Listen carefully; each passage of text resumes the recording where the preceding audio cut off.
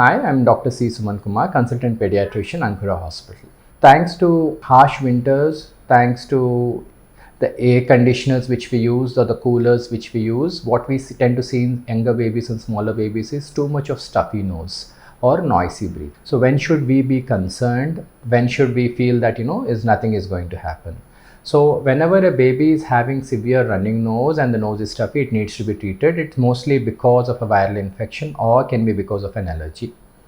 But if the baby is not having any runny nose, but the nose is blocked, baby is having noisy breathing, then you need to look at whether the nose is dry. It can be a dried out nose because of the heavy air flowing in. That is what commonly happens if you make the baby sleep in front of a cooler or sleep right below the fan or sleep right below the AC. The nose tend to become dry because these small children, babies, are obligate nasal breathers. What does obligate nasal breathing means? These children cannot breathe with their mouth. They can breathe only with their nose until they reach 9 to 10 months of age.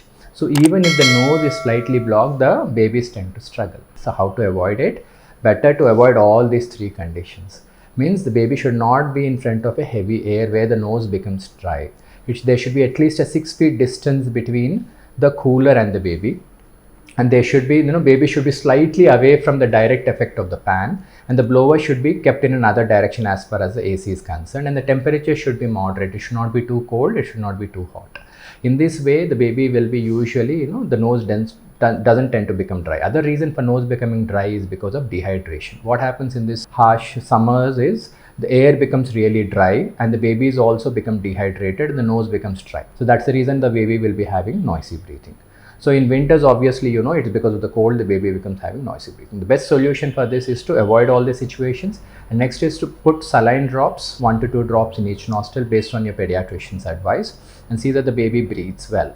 And you can use a nasal aspirator once you use a saline drops if the nose is still stuffy, or you can seek the help of a pediatrician if the nose stuffiness of the nose still doesn't get better.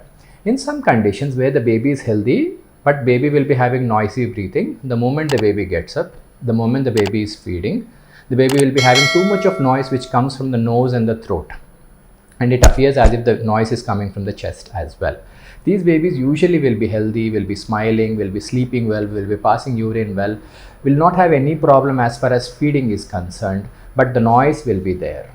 So this noise, if you look at carefully when the pediatrician examines, he finds out that the noise is usually coming from the throat. We call this condition as laryngeal disorders or laryngomalacia, which is quite common in these babies. So how to find out? These babies will be fine for 2 to 3 weeks. After 3 weeks, they start to have severe noise which comes from the throat whenever they are breathing in, and this noise disappears when the baby is sleeping.